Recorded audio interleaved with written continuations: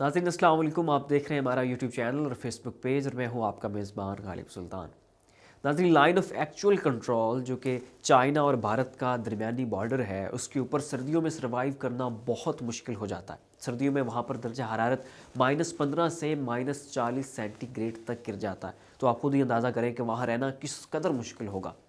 ऐसे हालात होते हैं कि अगर आप किसी इंसान से ये कहें कि भाई हम आपको लाइन ऑफ एक्चुअल कंट्रोल पे ले जाते हैं, हम आपको रोटी भी देते हैं, आपको पानी भी देते हैं, आपकी गर्मी पैदा करने के सारे असबाब भी मुहैया करते हैं और आप वहाँ पर सिर्फ 1 महीना एक बिस्तर के अंदर रह के सर्वाइव करके दिखाओ, तो यकीन करें इस तरह से भी सर्वाइव करना मुश्किल हो जाएगा। लेकिन अगर आपको वहाँ पे जंग के खदशे के साथ वहाँ रहना हो, आपको वहाँ पे बंदूक पकड़ के खड़े होना हो, आपको वहाँ पे खड़े होकर स्ट्रैटेजीज़ बनानी हो और आपको पता हो कि आपका चाइना जैसे दुश्मन से सामना है और किसी भी वक्त जंग छिड़ सकती है, तो आप खुद अंदाज़ा करें कि उस प्रेशर के साथ इतने स्वेयर वेदर कंडीशंस में सर्वाइव करना कितना मुश्किल होता होगा।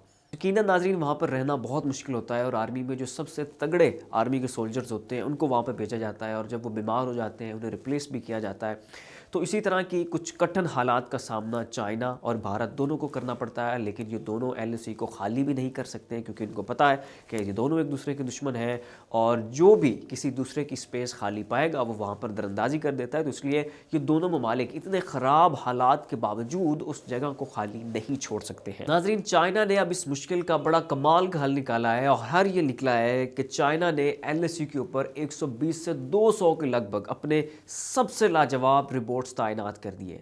वो रिबॉट्स ऐसे लाजवाब रिबॉट्स हैं कि बेहतरीन टेक्नोलॉजी से लेस हैं, उनमें बेहतरीन एमिनेशन मौजूद है, बेहतरीन किस्म के सेंसर्स मौजूद है, आर्टिफिशियल इंटेलिजेंस है उनके अंदर और अपने जो दुश्मन है उसे वो ठीक ठाक निशाना बना सकते हैं। ना उनके ऊपर गर्मी का असर होता है, ना उनके ऊपर सर्दी का असर होता है। दर्जा हरारत -40 से क्या -100 पे बेशक चला जाए, उस सूरत में भी उन रिबॉट्स की कारकर्दगी के ऊपर ज़र्रा बराबर भी असर नहीं पड़ेगा। तो दूसरी जानिब नाज़रीन, भारत के सिपाही हैं जो उसी रिवायती तरीके के साथ एलएसी के ऊपर खड़े हैं।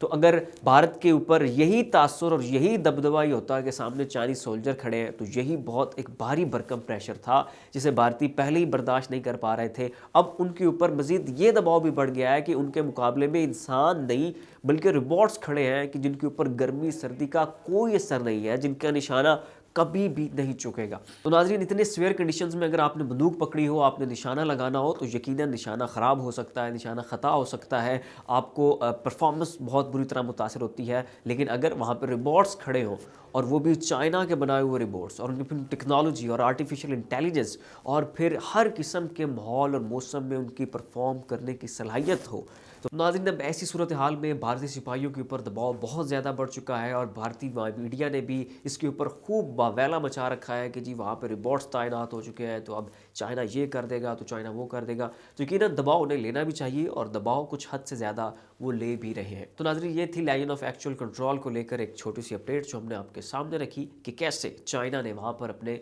रिबॉट्स तैनात कर दिए हैं चाइना के भारत के सिपाहियों के मुकाबले में। तो नाज़रीन, फिल वक्त के लिए इतना ही। ऐसी मज़ीद अपडेट्स के लिए देखते रहिए हमारा यूट्यूब चैनल और फेसबुक पेज।